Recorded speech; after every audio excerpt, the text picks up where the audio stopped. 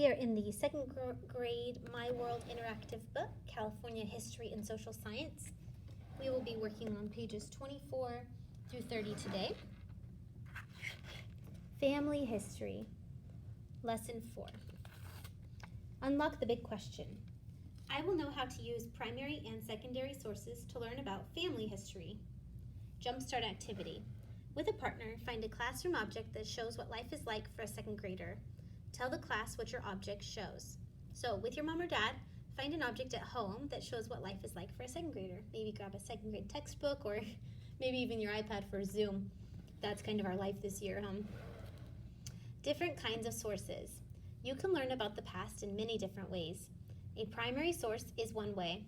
This is something written or made by a person who saw an event happen.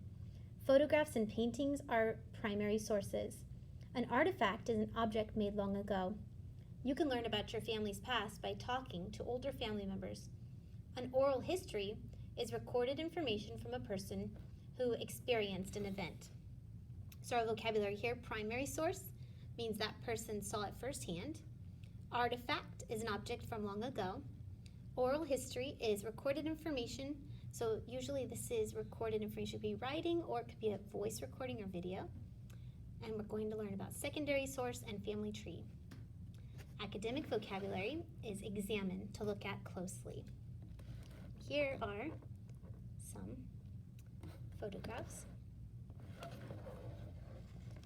A secondary source is another way to learn about the past. This is written or made by someone who did not see or experience an event. Your social studies book is a secondary source. So is a biography of a person's life. You can learn about people, places, and events from the past. Study different kinds of sources. They can show you how some things change over time. They also show how some things stay the same. Reading check. Circle the names of primary sources. Underline the names of secondary sources. So primary sources, we're to circle the names of those, is something written or made by a person who saw an event happen, such as photographs and paintings. So these photographs are primary sources. Underline the names of secondary sources. Another way to learn about the past is secondary source, written or made by someone. So it's written or made by someone who did not see. So your social studies book and a biography. Those are secondary sources. Let's go to page 26. Learn about your family's history. How can you trace your family history? You can examine primary sources. Ask a family member to show you an artifact. It can be a war medal or jewelry worn by an ancestor. It could be a document or written item like a birth certificate or a train ticket. Postcards, letters, and diaries give clues about a life in the past too. Interview or talk to an older family member. Record your conversation. Then you can listen to it in the future. You can also make a family tree. This drawing or diagram shows how family members are related. Look at the family tree. Circle Kevin's parents. So let's look. Here's Kevin, and here's his mom and his dad. And we've already made a family tree together. Summarize. How can families remember their past? So they can look at old documents that they have, postcards, letters, diaries, or they can do an interview. So you're going to write that here in your own words. Write one way you can learn how life changes over time by studying primary sources. So if you look at primary sources like pictures, you can see how things are different from a long time ago and how they've changed over time. Understand. Write a list of artifacts you have seen at home that you want to ask your family member about. Use a separate sheet of paper. So here you can make a whole list of all the things. 1, 2, 3, 4, 5. You can make a list like that of all the things you want to see. Like maybe it's your mom's wedding dress or a train ticket that's framed or a special document and you want to know what is that award or what is that achievement? What does it mean? Make a list there. Page 28. Photograph, Angel Island. One kind of primary source is a photograph. You can study a photograph to find out the history of a family. It gives clues about people, places, events, and objects from long ago.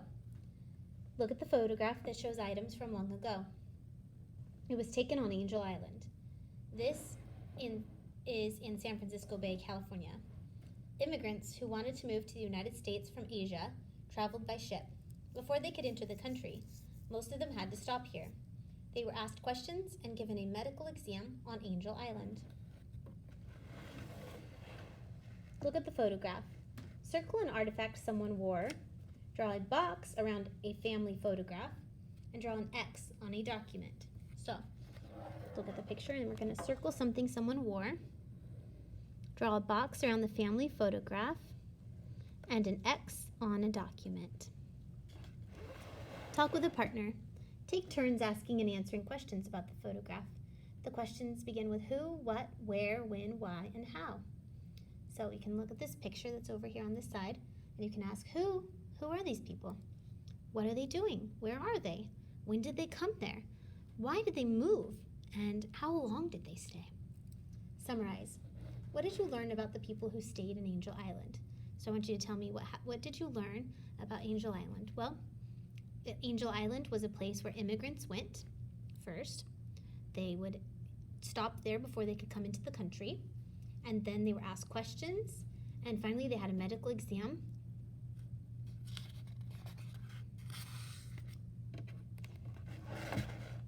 Page 30, Citizenship. George Shima, the Potato King of California.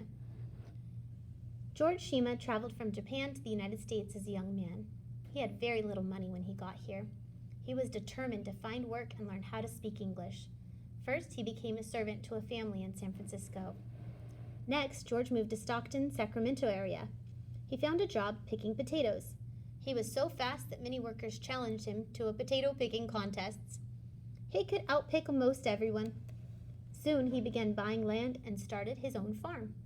George experimented by growing potatoes in marshes, low land flooded with water.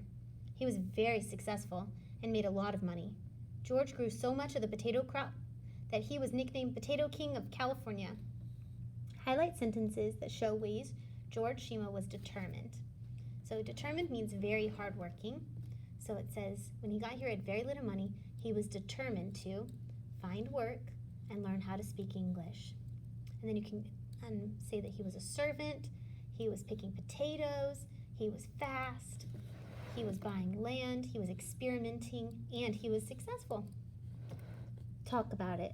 Turn to a partner. Take turns telling about times when you are determined to do something. So when you're determined, I want you to describe what does that look like? What does that feel like? And how do you show that you're determined? Are you working really hard, maybe very fast? Are you never giving up? Maybe it's a game of soccer, or maybe it's reading skills, maybe it's a chapter book, maybe it's a word, one of those tricky words. How are you determined to do something?